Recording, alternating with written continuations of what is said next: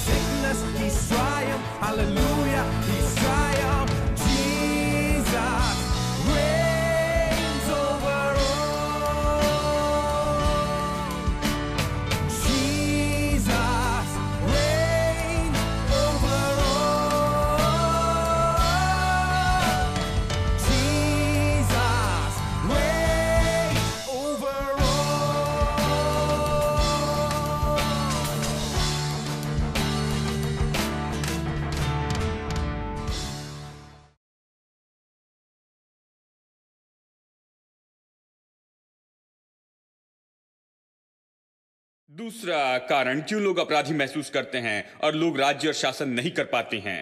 जब आप दोषी होते हैं तो आप राज्य शासन नहीं कर पाते, प्रार्थना में काम नहीं कर पाते, क्योंकि प्रार्थना राज्य और शासन करना है, प्रार्थना तो काम करना है और अधिकार का उपयोग करना है। विश्वासी का अधिकार राज्य और शासन करना है। देखिए, सब आपस में जुड़ा है।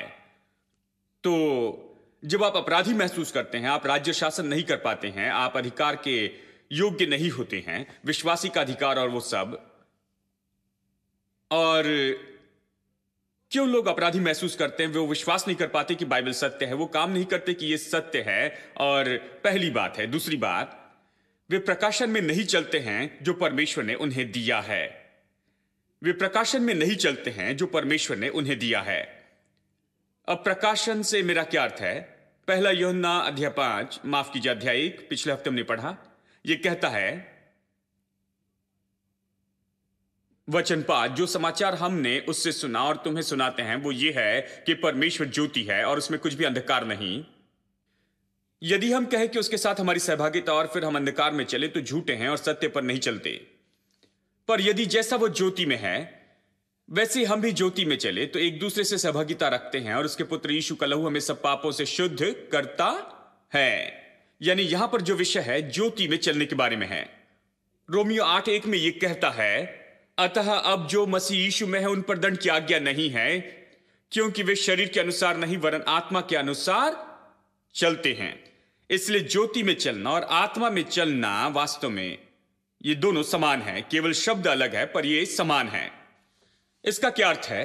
आत्मा में चलना और ज्योति में चलना। ज्योति में चलने का अर्थ है कि आप प्रकाश में चलते हैं जो परमेश्वर ने आपको दिया। हम सब यहां हैं, बहुत से लोग यहां हैं, हम सबके पास प्रकाशन का अलग स्तर है। मैं समझता हूं कुछ ऐसी बातें जो शायद आप नहीं समझ पाते हैं। मैं निश्चित बातों को जानता हूं, दूसरे शायद उस बातों को न जाने। प्रकाशन का स्तर अलग है एक से दूसरे तक, परंतु हम सबके पास प्रकाश है, यह हमें दिया गया है और हम सब प्रतिदिन इस ज्योति में बढ़ते जाते हैं। हमारा प्रकाश और इसकी जो तीव्रता है वो बढ़ती जाती है और ये दिनों दिन प्रतिदिन बढ़ती जाता है। ठीक है, कुछ लोग नए हैं, उनके पास थोड़ा सा प्रकाशन है, परंतु उनके पास प्रकाश है क्योंकि उन्हें कुछ प्रकाश दिया गया है। ज्योति में चलने का अर्थ है जो आप जानते हैं कि यह सही है, उसके विपरीत काम मत करें जो आप जानते हैं कि यह सही है। जब आप जानते हैं कि कुछ गलत है तो उसे मत कीजिए, क्योंकि जब आप ऐसे करते हैं तब आप अंधकार में चलते हैं। क्योंकि परमेश्वर ने आपको प्रकाश दिया, आपको दिखाया वो रास्ता, ये सही है, ये गलत है, और आपको बताने के बाद आप इसे जानते हैं। अब आप अपनी इच्छा से अंधकार में चलते हैं। अदन की वाटिका में यही हुआ। परमेश्वर ने कहा सारे पेड़ तुम्हारे हैं, ये सब तुम्हारे लिए है, लेकिन इस एक पेड़ को छोड़कर। और फिर देखो क्या हुआ, वो उसी पेड़ के बाजू में खड़े थे और दूसरे पेड़ का कोई मायना नहीं था। वे वहां पर खड़े थे उस पेड़ के बाजू में जिसके विषय परमेश्वर ने कहा मत खाना।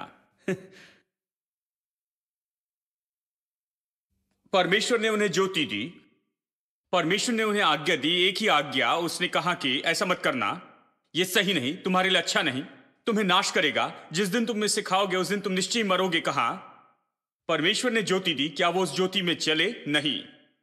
उसके परिणाम में उसी दिन वहां पर वो अंधकार में चले गए। उनका जीवन पूरी तरह अंधकार में चला गया और वो अंधकार के लोग हो गए और परमेश्वर के साथ की संगति टूट गई। इसलिए ज्योति में चलना बहुत ही महत्वपूर्ण है। देखिए, चलिए मैं इसके बारे में और भी बातें करूं, मैं केवल इतना ही बता पाऊंगा, लेकिन चलिए इसे पूरी तरह से देखते हैं। देखिए रोमी अध्याय 7 बहुत दिलचस्प अध्याय है। मैंने इसे पूरी तरह बताया है जब रोमियो का अध्ययन कर रहे थे। चलिए इसके बारे में थोड़ा सा बताऊं। वचन 7, तो हम क्या कहें? क्या व्यवस्था पाप है? कदापि नहीं, वरन बिना व्यवस्था के मैं पाप को नहीं पहचानता। व्यवस्था यदि न कहती कि लालच मत कर, तो मैं लालच को न जानता। लालच अब पौलुस कहता है यहां पर जो पूरा विषय है वो ये है, अध्याय 7 में विषय तो ये है, मैंने ये पाया कि जो मैं करना चाहता हूं वो नहीं करता हूं, जो नहीं करना चाहता हूं वही करता हूं। मैंने ये पाया क्योंकि पाप मेरे अंदर है। उसने कैसे पाया कि पाप उसके अंदर है? वो कहता है कि परमेश्वर की व्यवस्था इसलिए दी गई थी कि वो पाप को दर्शाएं, और व्यवस्था का एक उद्देश्य, व्यवस्था यानी 10 आज्ञाएं सामान्य रूप में, इसमें बहुत कुछ है लेकिन सामान्य रूप में 10 आज्ञाएं हैं और यहां कुछ आज्ञाएं बताई गई हैं।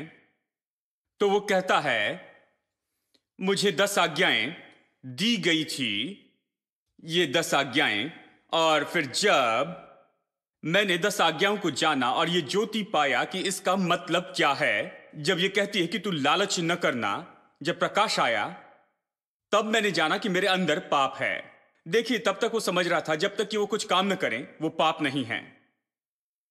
उसने जाकर कुछ नहीं किया तो सोचता है पाप नहीं किया, लेकिन अब वो व्यवस्था को अच्छे से समझा, वो 10 आज्ञाओं को यहां पर पूरी तरह से समझा। 10 आज्ञा में क्या है? तू लालच न करना। ठीक है, दूसरे की पत्नी का, दूसरे की चीज का, इस तरह से ये सब कुछ विवरण के साथ बताता है। तू लालच न करना।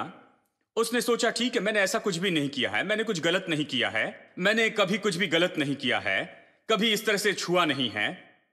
शायद किसी को छुआ नहीं होगा, लेकिन भीतर में उसका दिल इससे भरा था। तो वो कहता है मैं इस बात को समझ गया हूं कि व्यवस्था तो केवल इसी उद्देश्य के लिए दी गई थी।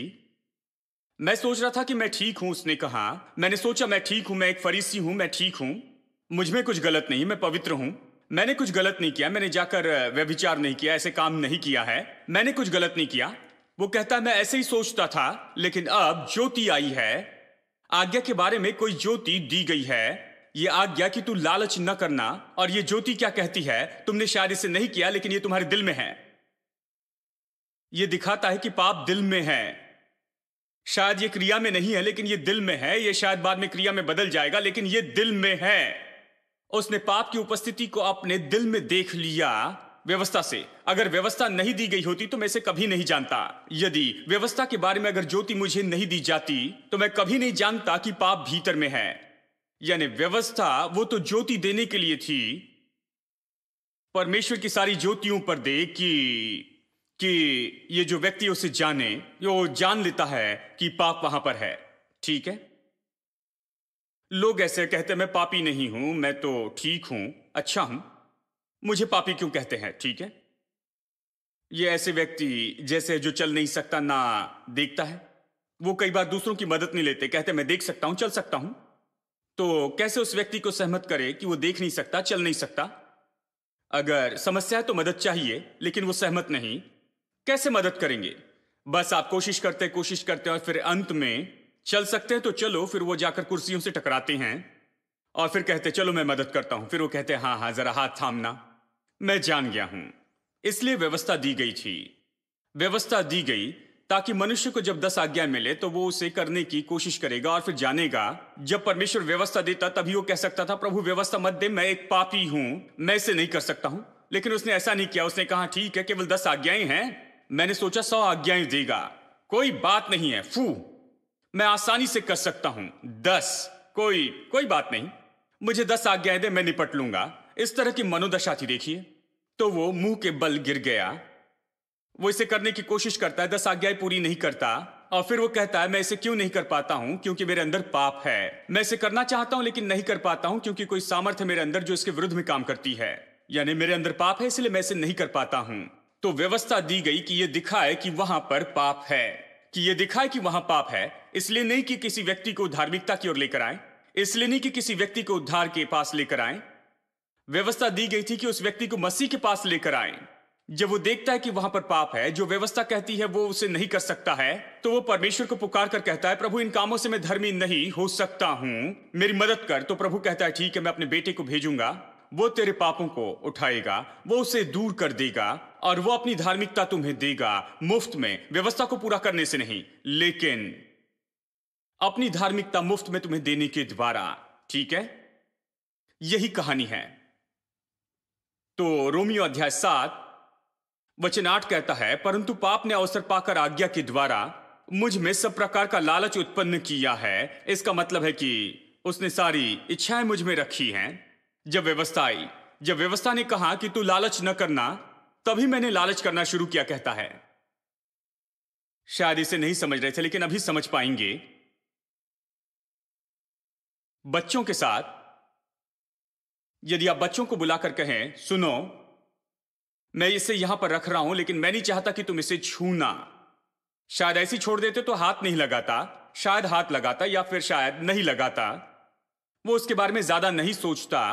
लेकिन जबकि आपने कहा है कि इसे हाथ मत लगाना, चाहे कुछ भी हो जाए इसे हाथ मत लगाना, और वो बस राह देखता है कि आप बाहर जाएं, और आपके बाहर जाने के बाद पहली बात वो इसी के पास आकर कहता है कि इसे छूने के लिए क्यों मना किया है, इसमें क्या है, वो क्यों चाहते हैं कि मैं इसे हाथ ना लगाऊं।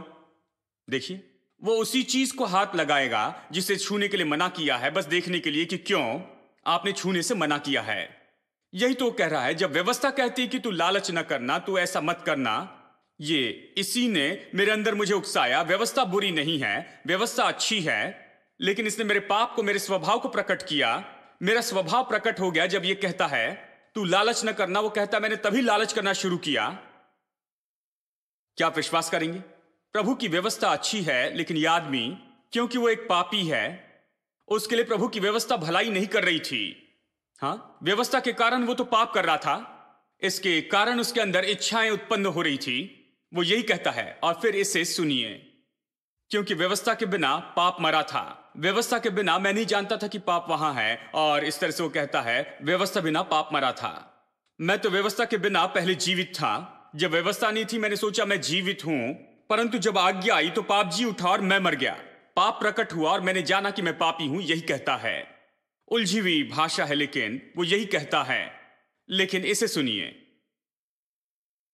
जब देखिए बात तो यही है, क्या कहता है? वो कहता है व्यवस्था ने ज्योति लाई इस बात के बारे में कि प्रभु क्या चाहता है और वो क्या नहीं चाहता। प्रभु क्या चाहता है और वो क्या नहीं चाहता है, उसने ज्योति लाई। और जब मैंने व्यवस्था का उल्लंघन किया तब मैं ज्योति से निकलकर अंधकार में आ गया और उस समय दोष भावना भीतर आई। दोष भावना ऐसी आती है। कुछ लोग कहते हैं ठीक है, यदि हम इस तरह से करें कि कोई भी इसे न देख पाए। लोग बहुत चालाक हैं। हम पाप करेंगे लेकिन कोई नहीं देखेगा, परमेश्वर भी इसे नहीं देखेगा। यह बहुत मुश्किल है। और देखिए उन्होंने एक व्यक्ति को जेल में रखा और यह तो एक मिलिट्री जेल की बात थी और यह आदमी तो बड़ी तीव्र इच्छा वाला था, तो उन्होंने वहां पर सिपाहियों को रखा कि इसकी निगरानी करे, उसको देखते रहें। और यह सिपाही एक छोटे छेद से देखता था, दरवाजे से। हमेशा वो उसके ऊपर निगरानी रखता था, उस जेल में उस पर निगरानी रखता ताकि उसकी नजर के बिना यह आदमी एक पल भी न बिता सके। और फिर उस कैदी ने कहा, खैर ये कहानी मैंने कल ही पढ़ी थी, और वो जो कैदी आधी रात को उठता और देखता कि उसके ऊपर वो आंख लगी है, वो सुबह के समय या दिन के समय कभी भी वो उठकर देखता, आशा करता कि कोई उसे नहीं देख रहा है। लेकिन इस व्यक्ति का काम ही ये था कि उस छेद से उस व्यक्ति को देखते रहें और इस व्यक्ति को देखते रहें। उसका कमरा उसके सामने दिख सकता था और उसके देखे बिना वो कुछ भी वहां पर नहीं कर सकता था। मैं बताऊं, यदि मनुष्य ऐसा कर सकता है, ये पूरा संसार तो मानो एक जेल से भी बहुत ही छोटा सा है दोस्तों। और परमेश्वर की आंखें हमेशा हम पर लगी है, वो देखते रहती है। परमेश्वर की दृष्टि से भागना मुश्किल है। कुछ लोग सोचते बच सकते हैं, कहीं अगर वो बच जाएं, नहीं हो सकता, लेकिन कहीं अगर हो जाएं, वो परमेश्वर की दृष्टि से दूर हो जाएं और लोगों की दृष्टि से भी अगर बचकर वो पाप कर लें। अगर वो पाप करे, समस्या तो यही है कि परमेश्वर नहीं जानता, शैतान नहीं जानता, कोई नहीं जानता, लेकिन समस्या तो यह है कि वो जानते हैं। यही समस्या है। अब आप किस तरह से करेंगे? इस तरह से कि आप खुद इसे न जानें। इस तरह से करना तो बहुत ही मुश्किल है कि आप खुद इसे न जाने मेरे दोस्तों। आप जानेंगे क्योंकि आप इसे करते हैं, आप जानते हैं। और यही तो समस्या लेकर आता है, यही तो दोष भावना लेकर आता है, और यही तो मुश्किल लेकर आता है कि यहां प्रार्थना में सफलता पाएं। और इसलिए आप आत्मिक जीवन में असफल होते हैं। इस कारण आप नहीं पाते हैं, मांग कर प्रभु से नहीं पाते हैं, और इसीलिए आप शैतान के ऊपर में जय नहीं पाते हैं, और इस कारण आप अपने जीवन में विजयी नहीं हो सकते। इसलिए नहीं कि परमेश्वर आपको विजयी होने से रोक रहा है क्योंकि आपने यहां पर एक छोटी गलती की है। वो आपकी ओर देखकर कहता है, देखो तुमने ये गलती की, तुम गलत आदमी हो, इसलिए मैं तुम्हारे हर मार्ग में रोकूंगा। नहीं, परमेश्वर इसके बारे में एक भी छोटी बात नहीं करेगा। प्रभु को काम नहीं करना है। वो शैतान, देखिए कई बार लोग कहते हैं, देखिए भाई वो शैतान, जब से मैंने पाप किया शैतान मेरे सिर पर मारते जा रहा है। देखिए शैतान को भी इसके बारे में कुछ करने की जरूरत नहीं। आपका सिर ही काफी है, आपका दिल ही काफी है कि आप पर दोष लगाएं। आपका दिल ही काफी है कि आपको कभी सोने न दे दिन और रात, क्योंकि आप ये जानते हैं, और आपका दिल आपको दोषी ठहराएगा, आपको दोष में रखेगा, और आप इस कारण इस विजय में नहीं चल पाएंगे। देखिए यही तो ये उलझन की बात है जो पाप से आती है। पाप में कदम आगे बढ़ाने के पहले इन बातों के बारे में सोचिए। आप कभी अपने आप से दूर नहीं भाग सकते। शायद बाकी सबसे आप दूर भाग जाएं, परमेश्वर से नहीं। चाहे अगर आप सोचें कि प्रभु से दूर हो जाएं, आप कभी भी अपने आप से बचकर दूर नहीं भाग सकते हैं। आप जानते हैं आप खुद पर दोष लगाएंगे, इसलिए आप खुद को हरा देते हैं। आप हार जाएंगे जिस तरह से आप खुद के बारे में सोचते हैं उसी के कारण। अभी आप अपने आप को धार्मिकता के रूप में नहीं सोचेंगे, आप अपने आप को अयोग्य पापी के रूप में सोचेंगे। क्या प्रभु इस पापी को आशीष देगा? क्या प्रभु इस प्रार्थना को सुनेगा? क्या प्रभु मुझ पर कोई कृपा करेगा? क्या प्रभु मेरी मदद करेगा? आप इसी निष्कर्ष पर आएंगे क्योंकि आप जानते हैं आपने क्या किया है। हेलो, मैं क्या कह रहा हूं? मैं कह रहा हूं अगर आप उस ज्योति में न चले जिसे जानते हैं, तो यह तो सच में बड़ी समस्या लेकर आता है, जहां आप जीवन में राज्य नहीं कर सकते हैं। हम राज्य अधिकार करने के बारे में कह रहे हैं। राज्य अधिकार जहां पर कोई दोष भावना ना हो, यह महत्वपूर्ण है। कोई दोष भावना ना हो, और इसीलिए आपको और मुझे कभी ऐसे काम नहीं करने चाहिए और कभी इन बातों के पीछे न जाए कि हम जानते हैं हमारे पास ज्योति है इन बातों के बारे में कि ये गलत है। हमें उन्हें कभी नहीं करना है जब हम जानते हैं कि ये गलत है। जब इन बातों की ज्योति हमारे पास है तो उसके विरुद्ध में कभी नहीं जाना है। हमें अपने विवेक के विरुद्ध में कभी काम नहीं करना है और जो जानते हैं कि ये सही है उसके विरुद्ध में जानबूझकर इसे कभी नहीं करना है। हेलो, देखिए सब लोग बिल्कुल चुप हो गए, एकदम शांत हो गए हैं। सोचता हूं यह बहुत ही गंभीर संदेश हो गया है, इसके लिए माफ करना, लेकिन यह महत्वपूर्ण है। यह बाइबल का सत्य है मेरे दोस्तों। मैं किसी पर दोष लगाने के लिए प्रचार नहीं करता, मैं तो दोष लगाने वाला प्रचारक ही नहीं हूं। मैं आपसे कह रहा हूं अपने जीवन में आप कभी द्वार न खोलें कि आप खुद पर दोष लगाएं। यही कह रहा हूं, पाप न करें कि आप खुद पर दोष लगाने लगे। पाप न करें कि आप खुद को यहां पर दोष की भावना में रखें। जहां आप खुद पर दोष लगाए, पास्टर नहीं जानता है, कोई नहीं जानता, आपका परिवार भी नहीं जानता है, पत्नी नहीं जानती, पति नहीं जानते हैं, परमेश्वर भी नहीं जानता है, ठीक है, लेकिन आप जानते हैं। यही समस्या है। अपने आप को इसमें न रखें, उस ज्योति में चले जो परमेश्वर ने आपको दी है। और यह तो सच में बहुत ही महत्वपूर्ण है। जब आप चर्च में आते हैं आप ज्यादा ज्योति पाते हैं, आप ज्यादा जानने लगते हैं कि क्या सही है क्या गलत है, तो उस ज्योति में चलने लगे। जो ज्योति परमेश्वर ने आपको दी है उसके लिए आप जिम्मेदार है, तो उस ज्योति में चले, उस ज्योति से दूर न जाए, अंधकार में कभी न जाए। यदि एक पल के लिए भी अगर आप अंधकार में चले जाते हैं तो तुरंत ही आप पश्चाताप कीजिए, क्योंकि यह कहता है जैसे वो ज्योति में है हम भी ज्योति में चले। क्योंकि वो ज्योति है तो हम भी ज्योति में चले और यीशु का लहू हमारे सारे पापों से हमें शुद्ध करेगा। आप ज्योति में चलते चले जाएं। और अगर आप ज्योति के सामने आते हैं, प्रभु के सामने आते हैं, मानते हैं कि आपने गलती की और शुद्धिकरण के लिए आते हैं, तो वह आपको शुद्ध कर सकता है। लेकिन अगर आप सोचे वो नहीं देखता, कोई नहीं देखता, आपका दिल आपको दोषी ठहराता है, तो आप रास्ता खोल रहे कि आप जीवन में बड़ी हार को पाएं, निरंतर हार और पूरी हार आने वाले दिनों में। यही तो ये कहता है। Give thanks to the Lord, our God and King. His love endures forever. For He is good, He is above all things. His love endures forever. Sing praise, sing praise. With a mighty hand and an outstretched arm, His love endures forever. For the life that's been reborn, His love endures forever. Sing praise, sing praise, sing praise, sing praise, sing praise. Forever God is faithful, forever God is strong, forever God is with us, forever and ever. Forever God is faithful, forever God is strong, forever God is with us, forever and ever, forever.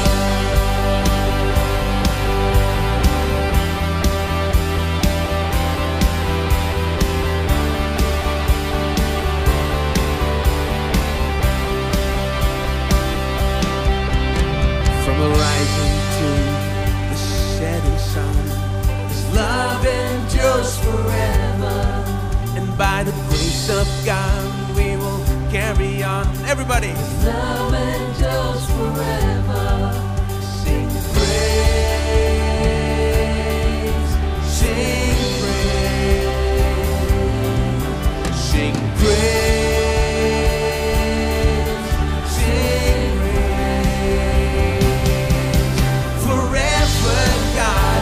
Faithful, forever God is strong, forever God is with us,